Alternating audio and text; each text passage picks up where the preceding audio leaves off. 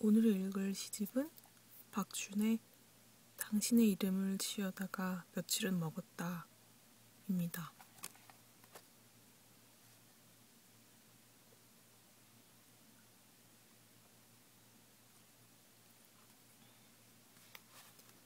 동지. 그때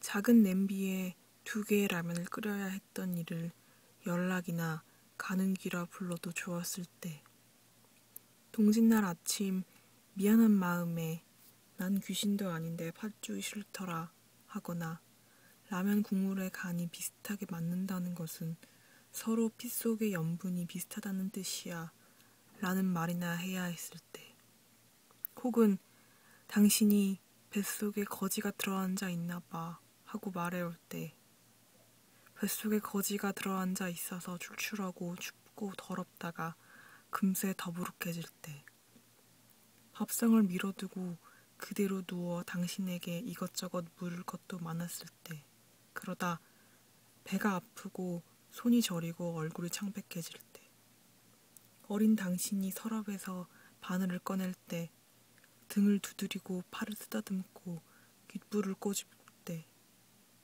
맥을 잘못 짚어올 때, 맥박이 흐린데 심하게 취한 것 같아 바늘 끝으로 머리를 긁는 당신의 모습이 낯설지 않을 때, 10개의 손가락을 다 땄을 때, 그 피가 아까워 아름다울 가나 미칠 영자를 적어볼 때,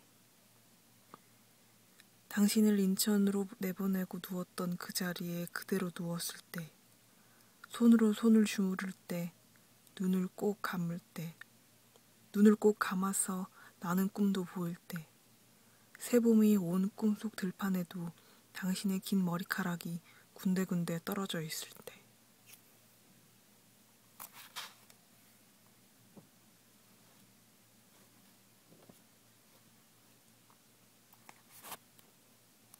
꾀병. 나는 유서도 못 쓰고 아팠다. 미인은 손으로 내 이마와 자신의 이마를 번갈아 짚었다. 뭐야, 내가 더 뜨거운 것 같아. 미인은 웃으면서 모녀꾼같이 커다란 귀걸이를 걸고 문을 나섰다. 한 며칠은 괜찮다가 꼭 3일씩 앓는 것은 내가 이번 생에 장례를 미리 지내는 일이라 생각했다. 어렵게 잠이 들면 꿈의 길선마다 열꽃이 피었다. 나는 자면서도 누가 보고 싶은 듯이 눈가를 자주 비볐다. 힘껏 땀을 흘리고 깨어나면 외출해서 돌아온 미인이 옆에 잠들어 있었다. 새벽 즈음 나의 유언을 받아 적기라도 한 듯 피곤에 반쯤 묻힌 미인의 얼굴에는 언제나 햇빛이 먼저 와 들고 나는 그 볕을 만지는 게 그렇게 좋았다.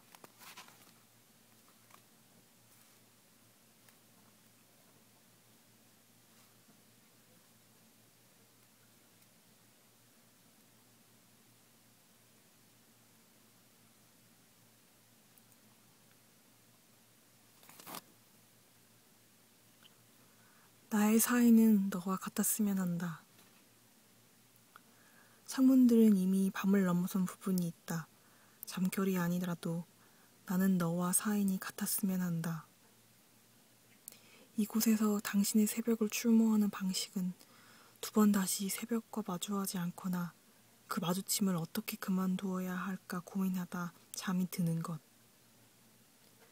요와 호청 이불 사이에 헤어드라이어의 더운 바람을 틀어넣으면 눅눅한 가슴을 가진 내가 그립다가 살만했던 광장의 한때는 역시 우리의 본적과 사이가 멀었다는 생각이 들고, 나는 냉장고의 온도를 강냉으로 돌리고 그 방에서 살아나왔다. 내가 번듯한 날들을 모르는 것처럼 이 버튼을 돌릴 줄 아는 사람은 많지 않아서 맥주나 음료수를 넣어두고 왜 차가워지지 않을까 하는 사람들의 낯빛을 여건의 방들은 곧잘하고 있다. 다시 와, 가기만 하고 안 오면 안 돼 라고 말하던 여자의 질긴 음성은 늘 내 곁에 내근하는 것이어서 나는 낯선 방들에서도 금세 잠드는 버릇이 있고 매번 같은 꿈을 꿀 수도 있었다.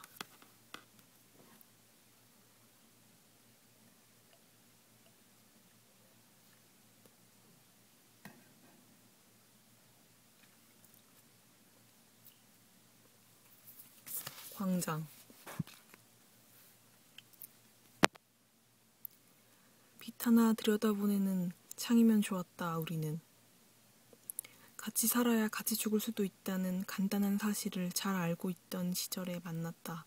내가 피우다만 담배는 달고 방에 불 들어오기 시작하면 긴 다리를 베고 누워 국 며칠처럼 끓다가 사람이 새와 함께 사는 법은 새장에 새를 가두는 것이 아니라 마당에 풀과 나무를 키우는 일이었다 정도의 글귀를 생각해 너의 무릎에 밀어두고 잠드는 날도 많았다.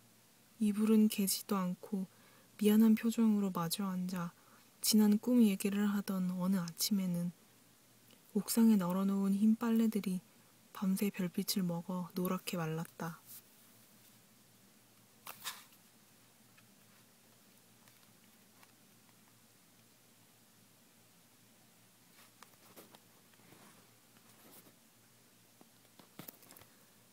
미인처럼 잠드는 봄날. 믿을 수 있는 나무는 마루가 될 수 있다고 간호조무사 총정리 문제집을 베고 누운 미인이 말했다. 마루는 걷고 싶은 결을 가졌고 나는 2~3시간 푹 끓은 백숙 자세로 엎드려 미인을 생각하느라 무릎이 아팠다. 어제는 책을 읽다 끌어안고 같이 죽고 싶은 글귀를 발견했다. 대화의 수준을 떨어뜨렸던 어느 오전 같은 사랑이 마룻바닥에 누워있다. 미인은 식당에서 다른 손님을 주인으로 홍동하는 경우가 많았고 나는 손발이 뜨겁다. 미인의 솜털은 어린 별 모양을 하고 나는 손발이 뜨겁다. 미인은 밥을 먹다가도 꿈결인 양 씻은 한 봄날의 하늘로 번지고 나는 손발이 뜨겁다. 미인을 생각하다 잠드는 봄날, 설핏 잠이 깰 때마다 나는 몸을 굴려 모아둔 열들을 피하다가 언제 받은 적이 있는 편지 같은 한기를 느끼며 깨어나기도 했던 것이었다.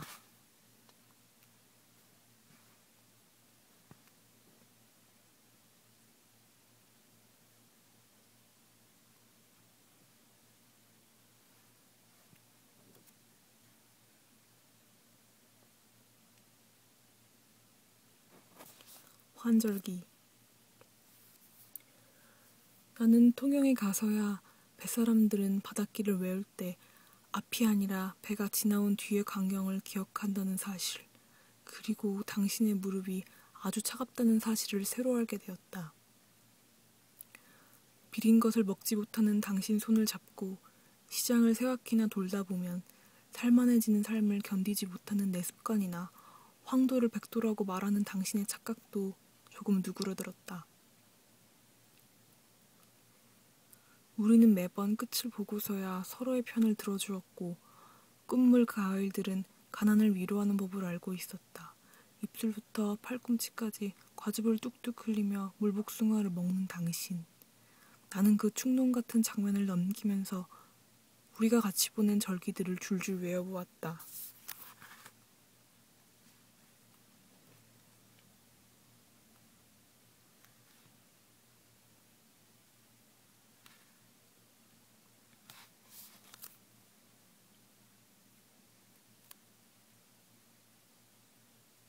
당신의 이름을 지어다가 며칠은 먹었다.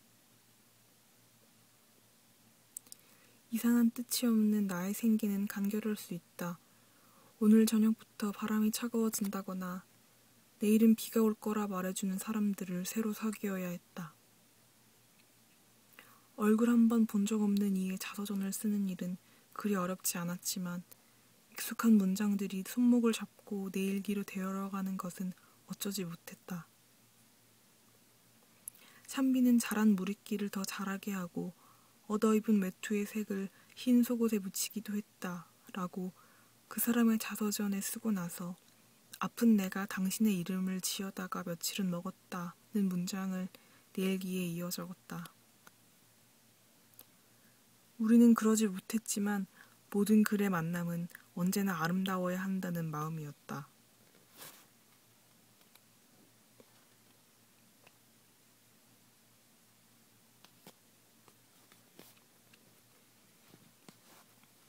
학. 오랫동안 미인은 돌아오지 않고 종이학은 미인의 방으로 들어가 날개를 접었다.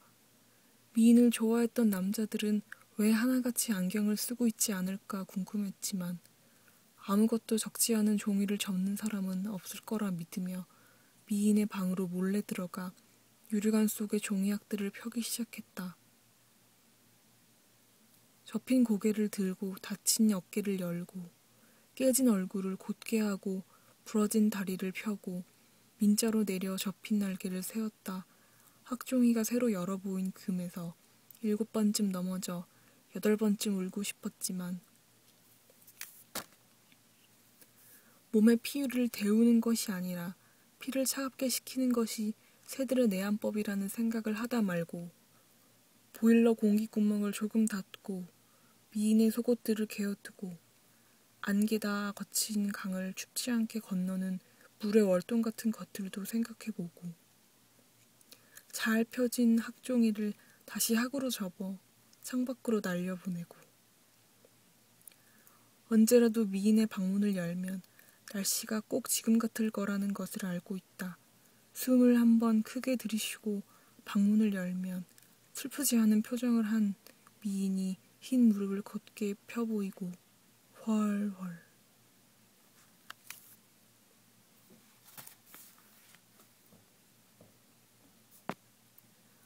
옷보다 못이 많았다. 그의 윤달에도 새 옷 한 벌 해입지 않았다. 주말에는 퍼주까지 가서 이삿짐을 날랐다. 한 동네 안에서 집을 옮기는 사람들의 방에는 옷보다 못이 많았다. 처음 집에서는 선풍기를 고쳐주었고 2번째 집에서는 양장으로 된 책을 한 권 훔쳤다. 농을 옮기다 발을 다쳐 약국에 다녀왔다. 음력 윤3월이나 윤4월이면 새빵의 셈법이 양력인 것이 새삼 다행스러웠지만 비가 쏟고 오방이 다 캄캄해지고 신들이 떠난 봄밤이 흔들렸다. 저녁에 밥을 한 주걱 더 먹은 것이 잘못이었다는 생각이 새벽이 지나도록 치지 않았다. 가슴에 얹혀있던 일들도 한둘이 아니었다.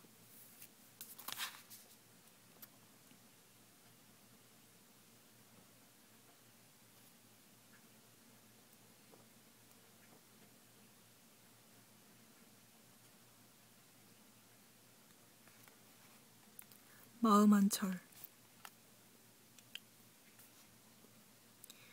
미인은 통영에 가자마자 새로 머리를 했다. 귀밑을 타고 내려온 머리가 미인의 입술에 붙었다가 떨어졌다.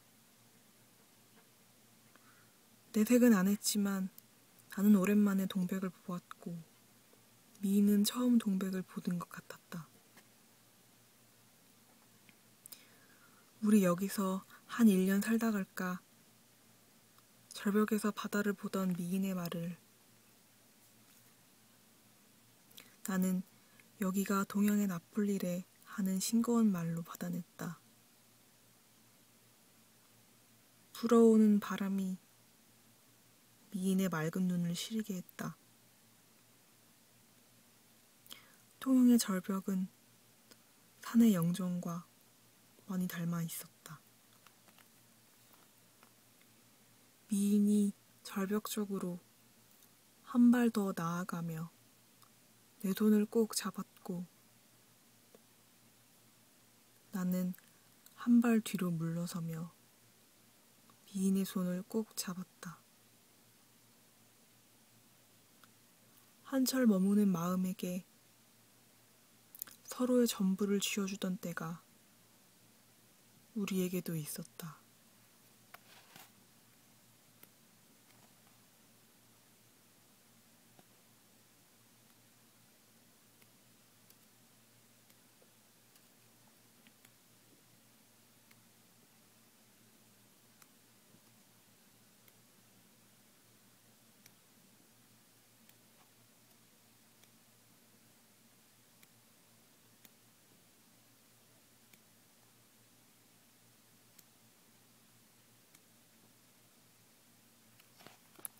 (2박 3일)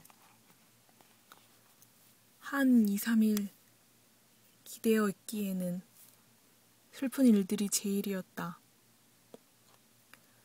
그늘에서 말린 황백나무의 껍질을 다려 마시면 이틀 안으로 기침이 멈추고 열이 내렸지만 당신은 여전히 올 리가 없었다. 오늘은 나와 어려서 함부로 입을 대던 아이의 연담이 들려와 시내로 가는 길에 우편환을 보낼까 하다 나서지 않았다. 이유도 없이 흐려지는 내 버릇도 조금 고쳐보고 싶었다.